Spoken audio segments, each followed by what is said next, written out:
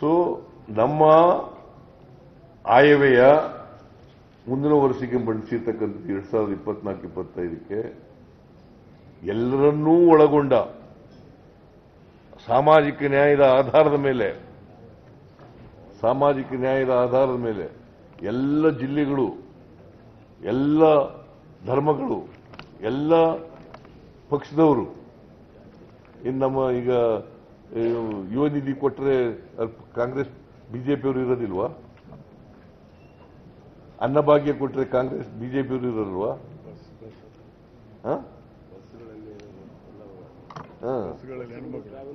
ಎಲ್ಲ ಹೆಣ್ಮಕ್ಳು ಬಿಜೆಪಿಯವರು ಇರಲ್ವಾ? ನಾವು ಅದನ್ನು ನೋಡಲ್ಲ. ಬಡವರು, ಎಲ್ಲ ಜಾತಿ ಧರ್ಮದ ಬಡವರು, ಅದನ್ನು ಗಮನದಲ್ಲಿ ಇಟ್ಕೊಂಡು ಅವ್ರಿಗೆ ಕೊಂಡ್ಕೊಳ್ತಕ್ಕಂಥ ಶಕ್ತಿ ಹೆಚ್ಚಾಗಲಿ ಅಂತ ಇವೆಲ್ಲ ಮಾಡಿದ್ದೀವಿ. ಇದು ಅಭಿವೃದ್ಧಿ ಅಲ್ವಾ? What is development according to them? What is development?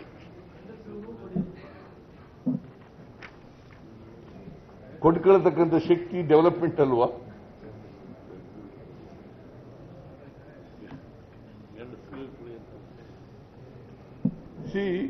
ಈ ತರ ಬೇಜವಾಬ್ದಾರಿಯಿಂದ ಒಂದು ವಿರೋಧ ಪಕ್ಷ ಪ್ರಜಾಪ್ರಭುತ್ವಕ್ಕೆ ವಿರುದ್ಧವಾಗಿ, ಸಂಸದೀಯ ಪ್ರಜಾಪ್ರಭುತ್ವಕ್ಕೆ ವಿರುದ್ಧವಾಗಿ, ಬಡವರಿಗೆ ವಿರುದ್ಧವಾಗಿ, ಕನ್ನಡಿಗರಿಗೆ ವಿರುದ್ಧವಾಗಿ ನಡ್ಕೊಂಡಿರ್ತಕ್ಕಂಥದ್ದು ನಾನು ಇದೇ ಮೊದಲು ನೋಡ್ತಾ ಇರೋದು. ಇವಾಗ ಪಾಪ ಕುಮಾರಸ್ವಾಮಿನೂ ಅವ್ರ ಜೊತೆ ಸೇರ್ಕೊಂಡ್ಬಿಟ್ಟಿದ್ದಾರೆ. ಬಂದಿರೋದು ಏನು ಅಂತಂದ್ರೆ ಕುಮಾರಸ್ವಾಮಿನೂ ಅವ್ರ ಜೊತೆ ಸೇರ್ಕೊಂಡ್ಬಿಟ್ಟವ್ರೆ. ಕುಮಾರಸ್ವಾಮಿ ಈಗ ಬಿಜೆಪಿ ವಕ್ತಾರ ಆಗ್ಬಿಟ್ಟಿದ್ದಾರೆ.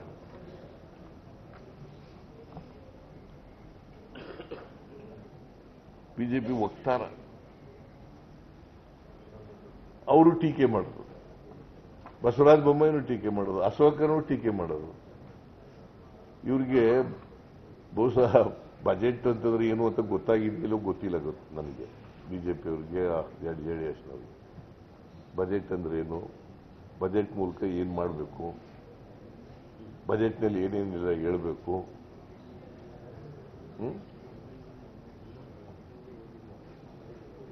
ಅದು ಕೇಂದ್ರ ಸರ್ಕಾರ ಅನ್ಯಾಯ ಮಾಡಿದೆ ಅಂತ ಹೇಳಿದ್ರೆ ಇವು ಸಹಿಸಕ್ಕಾಗಲ್ಲ ಅಂತಂದ್ರೆ ಏನ್ ಮಾಡೋದು? ಅನ್ಯಾಯ ಮಾಡೋದು ಸತ್ಯ. ಹಿಂಗ ಅನ್ಯಾಯ ಮಾಡ್ಬಿಟ್ಟಿದಾರಪ್ಪ ಅಂತ ಹೇಳಿದ್ರೆ ಅದು ಕೇಳಕ್ ತಯಾರಾಗಿಲ್ಲ ಅಂತಂದ್ರೆ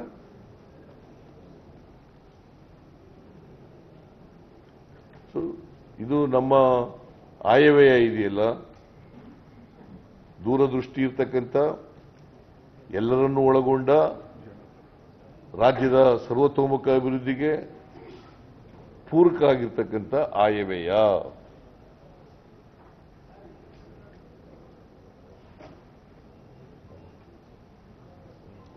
ಬಹುಶಃ ನಾನು ಎಲ್ಲನೂ ಹೇಳಕ್ ಹೋಗಲ್ಲ. ಯಾವ್ಯಾವ ಇಲಾಖೆಯಲ್ಲಿ, ಕೃಷಿನಲ್ಲಿ ಏನ್ ಮಾಡಿದ್ದೀವಿ,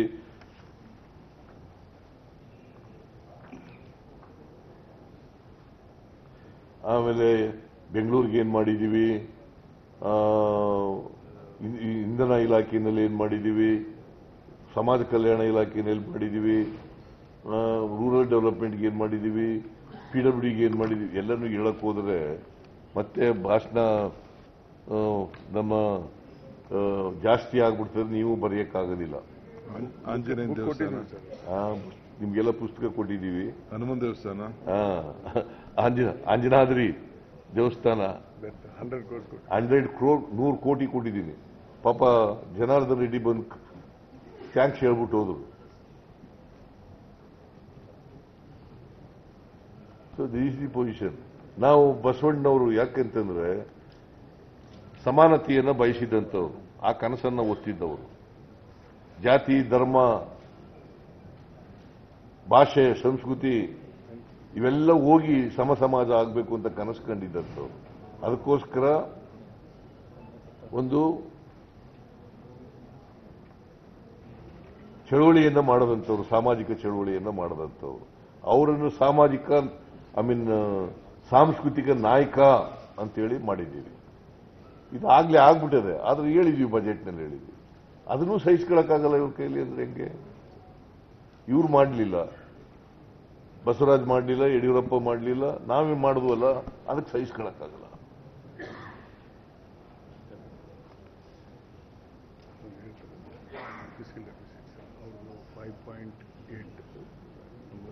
ಅವರು ಅಶೋಕನಿಗೆ ಕೇಳಿ, ನಿಮ್ದು ಫಿಸ್ಕಲ್ ಡಿಫಿಸಿಟ್ ಎಷ್ಟಿದೆಯಪ್ಪ ಕೇಂದ್ರ ಸರ್ಕಾರದ್ದು? 5.8%. 5.8%. ನಮ್ಮದು 2.95%. ಅವ್ರದ್ದು ಕೇಂದ್ರ ಸರ್ಕಾರದ್ದು 5.8%, ನಮ್ಮದು 2.95%.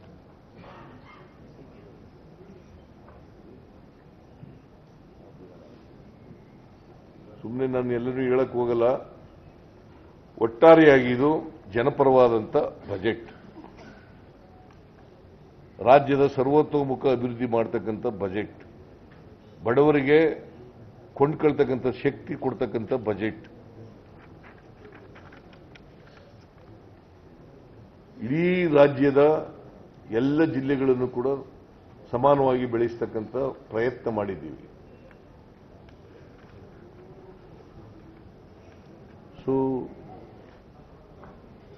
ಇಷ್ಟನ್ನು ಹೇಳಿ ಇಷ್ಟು ಸಾಕು ಅಂತ ಅನಿಸುತ್ತೆ. ತಾಳು ಒಂದು ಇಲ್ಲ, ಕನ್ನಡದಲ್ಲೇ ಸಾಕು ಬಿಡಪ್ಪ. ನೀನು ಯಾವ ಇಂಗ್ಲಿಷ್ನವನೇನೆ ನೀನು? 1,05,000 ಕೋಟಿ ರೂಪಾಯಿ ಸಾಲ ಮಾಡ್ತಾ ಇದ್ದೀರಾ, 27,000 ಕೋಟಿ ಡೆಫಿಸಿಟ್ ಇದೆ. ಡೆವಲಪ್ಮೆಂಟ್ ಓರಿಯೆಂಟೆಡ್ ಬಜೆಟ್ ಅಂತ ಹೇಗೆ ಹೇಳ್ತೀರಿ ಸರ್? 1,20,000 ಕೋಟಿ ಡೆವಲಪ್ಮೆಂಟ್ ಖರ್ಚು ಮಾಡಿದ್ರೆ ಅದು ಡೆವಲಪ್ಮೆಂಟ್ ಬಜೆಟ್ ಅಲ್ವಾ? 1,20,000 ಕೋಟಿ ಡೆವಲಪ್ಮೆಂಟ್ ಖರ್ಚು ಮಾಡಿದ್ರೆ ಅದು is it not A budget? I mean development oriented budget. 36,000 ಕೋಟಿ ಬಡವರಿಗೆ ಖರ್ಚು ಮಾಡಿ 52,900 ಕೋಟಿ ಬಡವರಿಗೆ ಖರ್ಚು ಮಾಡಿದ್ರೆ ಅದು is it not A development oriented budget? ಆರ್ಥಿಕ ಸಂಪನ್ಮೂಲನ ಸಾಲ ತಂದ್ಬಿಟ್ಟು ನೀವು ಖರ್ಚು ಮಾಡ್ತಾ ಇದ್ರಿ ಅಂತ. ಆರ್ಥಿಕ ಸಂಪನ್ಮೂಲ ಈಗ ಇವರೆಷ್ಟು ಮಾಡಿದ್ದಾರೆ ಗೊತ್ತಾ ಸಾಲ? ಬೇರೆ ರಾಜ್ಯಗಳೆಲ್ಲ ನಿನ್ಗೆ ಹೇಳಿದೆ, ನೀನು ಬರ್ಕೊಳ್ಳಿಲ್ಲ, ಏನೋ ಟಿವಿ ನೋಡ್ತಾ ಕೂತಿದ್ದೆ, ಏನೋ ನೋಡ್ತಾ ಕೂತಿದ್ದೆ. ಇದು ಬೊಮ್ಮಾಯಿನೇ ಮಾಡಿದ್ದೆ. ಬೊಮ್ಮಾಯಿ ಮಾಡಿದ್ದೆ ಎಷ್ಟು ಗೊತ್ತಾ? 78,000 ಕೋಟಿ. 77,750 ಕೋಟಿ ರೂಗಳ ಒಟ್ಟು ಸಾಲವನ್ನು 23 ಕೋಟಿ ರೂಗಳ ಋಣೇತರ ಸ್ವೀಕೃತಿಗಳು ಮತ್ತು ಯಾರು ಮಾಡಿರೋದು ಇದು? ಬಹಳ ಇಂಗ್ಲಿಷ್ ಇದೆ. ಆಮೇಲೆ ಬೇರೆ ರಾಜ್ಯಗಳೆಲ್ಲ ಎಷ್ಟೆಷ್ಟು ಮಾಡಿದ್ದೇವೆ ಗೊತ್ತಾ? Government of India government of India ಎಷ್ಟು ಮಾಡಿರೋದು ಗೊತ್ತಾ? 16,85,000 ಕೋಟಿ for this year only. 47 lakh ಕೋಟಿ ಬಜೆಟ್, ಅದರಲ್ಲಿ 16 ಲಕ್ಷ ಸಾಲ, ಸುಮಾರು 17 ಲಕ್ಷ ಸಾಲ. ಗೊತ್ತಾಯ್ತೇನಪ್ಪ? ಆಯ್ತು, ನಿನ್ನ ಕ್ವಶನ್ ಮುಗೀತು. ಕನ್ನಡಿಗರ ಮೆಚ್ಚಿನ ನಿಮ್ಮ ನ್ಯೂಸ್ 18 ಕನ್ನಡ ಈಗ ವಾಟ್ಸ್ಆಪ್ನಲ್ಲಿಯೂ ಲಭ್ಯ. ಕರ್ನಾಟಕ ಮತ್ತು ದೇಶ ವಿದೇಶದ 360 ಡಿಗ್ರಿ ಸುದ್ದಿ ವಿವರವನ್ನ ನೀವು ನಿಮ್ಮ ಕೈ ಬೆರಳುಗಳಲ್ಲಿಯೇ ಪಡೆಯೋದಿಕ್ಕೆ ಈ QR ಕೋಡ್ ಅನ್ನು ಸ್ಕ್ಯಾನ್ ಮಾಡಿ. ನಮ್ಮ ಚಾನೆಲ್ ಅನ್ನು ಫಾಲೋ ಮಾಡಿ, ನೋಟಿಫಿಕೇಶನ್ ಆನ್ ಮಾಡಿ.